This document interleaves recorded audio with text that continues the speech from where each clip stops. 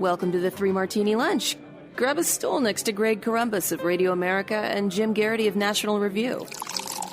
3 martinis coming up. So glad you've joined us for the Tuesday edition of the Three Martini Lunch. Glad you're here. We're sponsored today by NetSuite by Oracle, netsuite.com/martini. Much more on that in a little bit. We've got good, bad, and crazy martinis for you today. And, Jim, this isn't one of the martinis, but I've noticed, and I noticed it during the game last night. Congratulations to LSU, by the way. That Vince Vaughn's in trouble today because he shared a moment in the luxury box with the president last night, and apparently since he didn't dump nachos on him or slap him across the face, that he has to go. The cancellation effort is underway, so I don't think it's worth a full martini, and we spent a whole martini on Ricky Gervais's beautiful backlash to woke culture last week. But any particular thoughts on Vince Vaughn being in the crosshairs of the SJWs? Yeah, first of all, Vince Vaughn, if you're listening right now, you're money, baby. You're so money, you don't even know how money you are. He's kind of been hinted that he's either libertarianish or kind of leans to the right a couple times before now. I like him. I don't think he should be running around towards actors with a political axe to grind, because if that were the case, those of us on the right wouldn't have much to watch.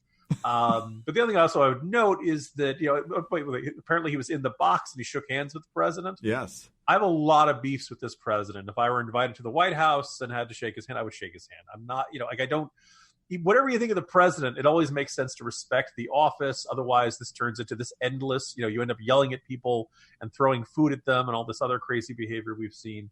And let me put this out to everybody who's really upset this morning. Folks, if you could forgive Vince Vaughn for the remake of Psycho, late 90s, he'd just become a star from Swingers. He had been in the Jurassic Park film that almost everybody instantly forgot. And they decided to remake Psycho, which probably wasn't such a great idea. But then they decided it was going to be a shot-for-shot remake of Psycho. Wasn't even going to be a reinterpretation. It was just going to be, Anne Hesh and other actors acting out the scenes, framed and looking exactly as they were. And it's one of those things like, you don't need to do that, because they already made Psycho. So I hopefully Vince Vaughn is fine with that little bit of ribbing there. A lot of people would say, what about the second season of True Detective? I actually kind of like the second season of True Detective, at least the beginning. So anyway, Vince Vaughn, this is in a long history of things Vince Vaughn has done wrong. This doesn't even crack the top 10. You have to respect him most of all for pulling off one of the great sports upsets of all time, when Average Joe's beat Globo Jim in the dodgeball final. You had to get the Ocho to watch it live, but it was an impressive thing. Here's a quick admission, and I guess this didn't turn out to be so quick here as our teaser in the beginning, but one of my most embarrassing gaffes ever happened while watching the actual Psycho. My wife and I rented it. This is back when you got Netflix by mail. I guess you still can, but I'm sure those DVDs that never broke in the mail. Yes, exactly. So it was at the end of a very long week. It was Friday night, and I was kind of passing in and out as I was watching it. And so you get to the end, and if you haven't seen Psycho, I'm sorry, I'm going to kind of ruin the end here for you. But so the police come in, and they see what's really happened here with Anthony Perkins and everything. And they say, this is clearly a case of matricide. And, of course, you're at the Bates Motel. And I turn to my wife, and I go, he didn't kill her with a mattress? And that has become a family joke the rest of the way. I do know what matricide is. I just wasn't firing on all cylinders that night. So happens to everybody. All right, let's move on to our good martini now, Jim. And OJ did a knife aside. Oh, no, I'm sorry. Jury found him not guilty. Mean joke on my part. Oh, well, it's getting down to crunch time here in the Democratic campaign, and the gloves are coming off. Elizabeth Warren trying to go after Bernie Sanders, who's having a little bit of a surge now. We'll see if it lasts into the actual voting.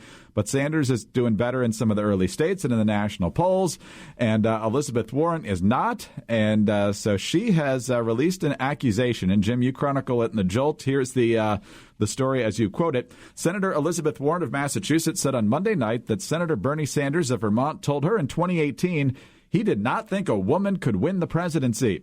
Ms. Warren's description of the comment from a private one-on-one meeting represents a remarkable salvo at her leading liberal rival in the 2020 race just 3 weeks before the caucuses.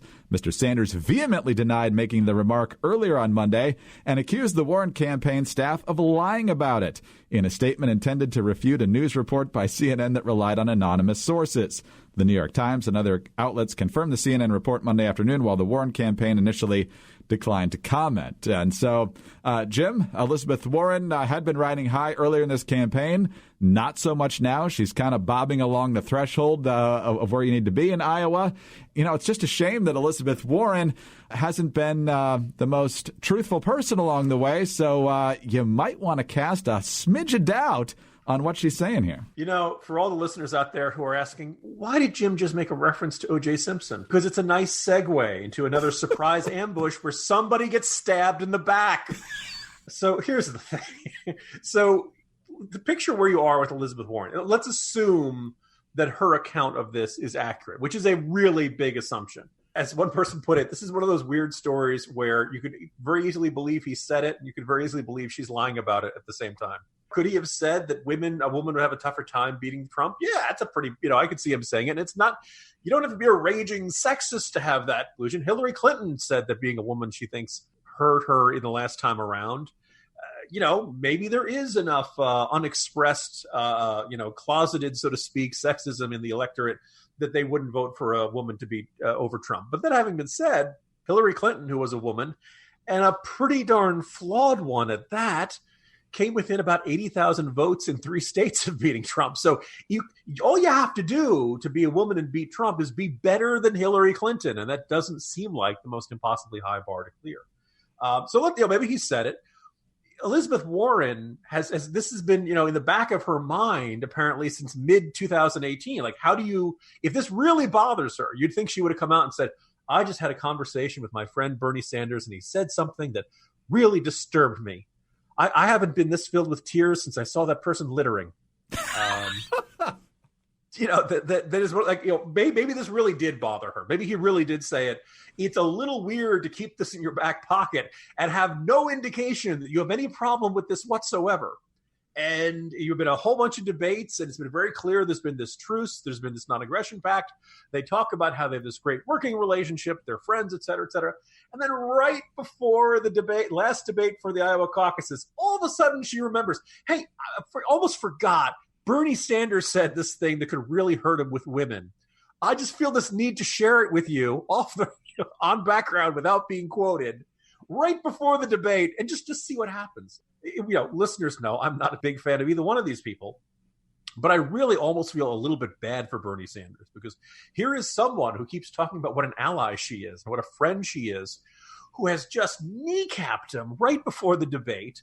And she knows this is going to hurt him. She knows this is going to, he can deny it all he wants. Everybody would expect him to deny it. Warren, this is probably going to stick to her or might shake some Bernie Sanders supporters. Maybe not. Maybe everybody who's on the Bernie Sanders bandwagon isn't going to come off one bit. I would note that based on history, in these primary fights, when candidate A attacks candidate B, it usually hurts both of them and benefits candidate C. And I think candidate C in this circumstance is probably Joe Biden, although maybe it's Pete Buttigieg. I don't know.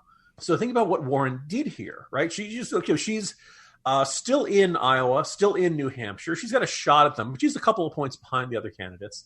You figure the internal numbers are looking kind of similar. This is getting to crunch time. She really needs something to happen in the next couple of weeks. Otherwise, she's looking at 2 fourth-place finishes, and that's all she wrote. So she decides to go with this. And this is, a tout brute. This is really turning the guns on somebody who you think is your ally. And she has to know there's a chance this benefits Joe Biden.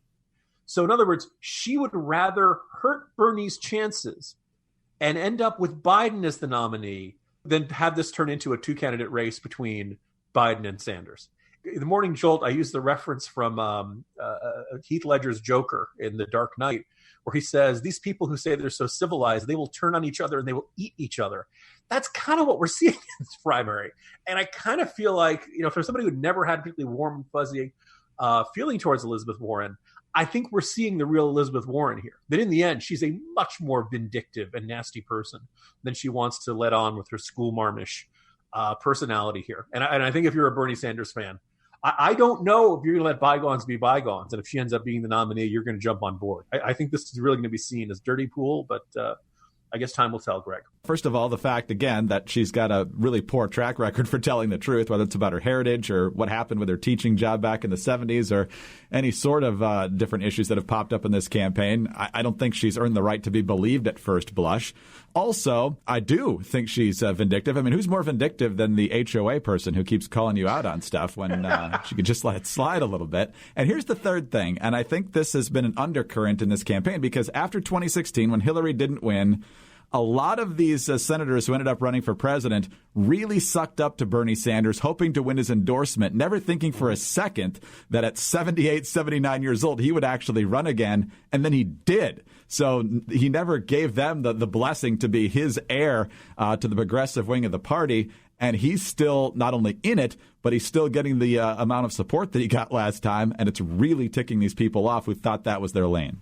Yeah, just imagine how easy it would have been to go the opposite direction, which is to say anybody in politics is going to disappoint you at some point or another.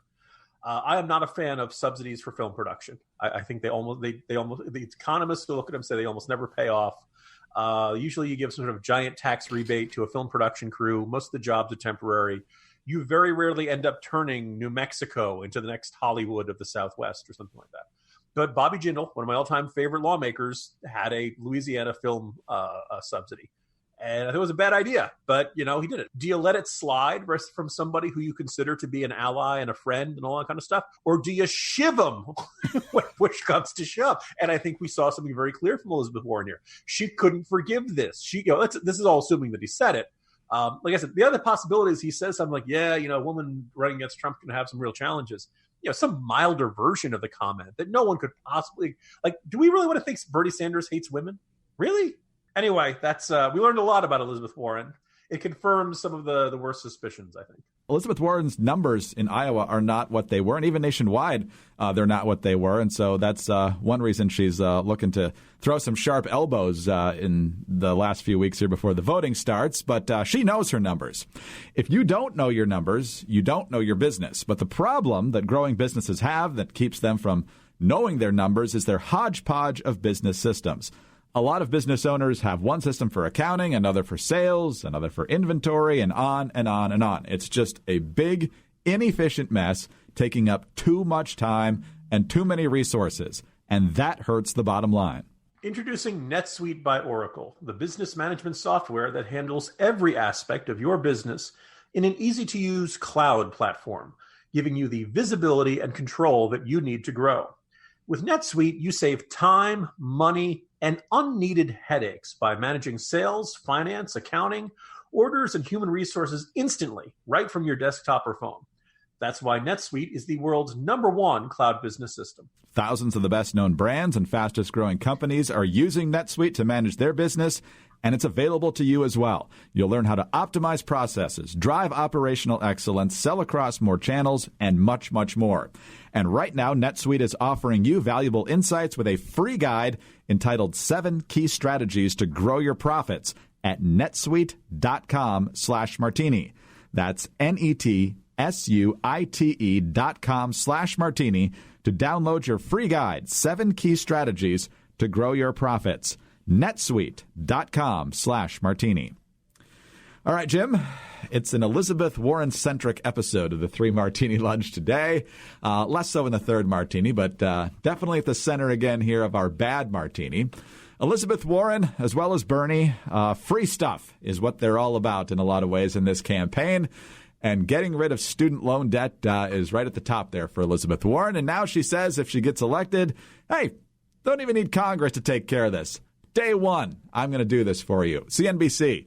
Elizabeth Warren said Tuesday that she would begin to forgive student loan debt on the first day of her administration using legal tools that would allow her to bypass Congress. The announcement, which comes just weeks before voting begins, adds urgency to legislation she introduced over the summer to cancel the bulk of the nation's outstanding student loan debt. That bill, introduced with Congressman Jim Clyburn of South Carolina, would forgive up to $50,000 in student debt for individuals with household incomes under $100,000. But Warren wrote in her plan on Tuesday that the U.S. Department of Education already has authority to cancel student debt. And, quote, my favorite part here, Jim, we can't afford to wait for Congress to act, unquote. Jim, we saw this a number of times in the Obama administration. Yeah, I know what the law says. I know what the Constitution says. But darn it, it's just too urgent. We can't wait to do this the normal way. The separation of powers is really inconvenient. The problems we face are too important to be let the Constitution get in the way. Clearly, if America was built on any principle, it's that concentration of power in one person always works out okay. I suppose we're now at the Oprah stage of the Democratic primary. The idea of you get student debt relief, and you get student debt relief, and you get student debt relief. Every time Buttigieg offers any type of, hey, maybe we don't need to do this for kids of millionaires. Why aren't you dreaming big enough? Really kind of insufferable. She's turning into Santa Claus. She's turning into, offering every conceivable thing that anybody could ever want. On the one hand, it's kind of funny. On the other hand, it's a little bit depressing. Hopefully, primary voters will understand this is not the way politics works. You don't try to just, we couldn't get the votes, so we're just going to do it by executive power. Unfortunately, nobody's all that interested in restricting power when their party's in charge. Then all of a sudden they get okay with it. When their president of their party's in charge. Look, this is not how government works in the United States. You'd like to think people would wake up to this. Hopefully this doesn't work and doesn't, if it salvages her campaign, everybody's just going to try to do the same thing.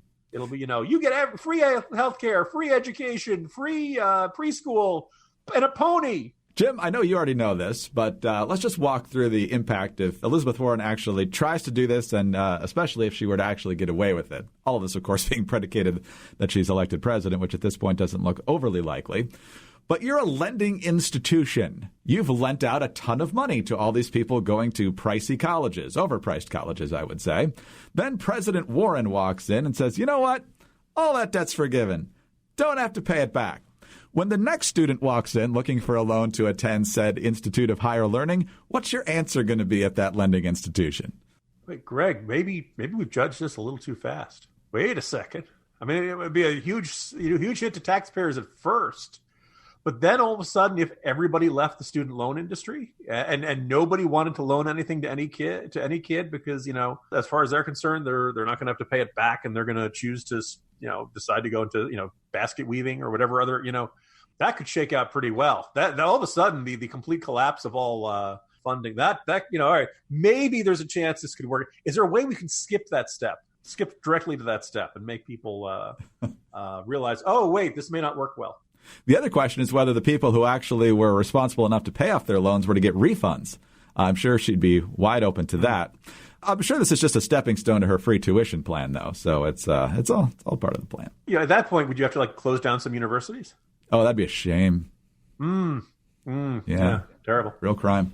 We've got a lot of fodder now for tonight's debate, Jim, as we shift to our crazy martini. We've only got 6 people on stage tonight. It's the killer bees of Bernie, Biden, and Buttigieg, plus Liz Warren. And then you've got Klobuchar and Tom Steyer. There's no Yang tonight. Booker dropped out, so we're down to 6.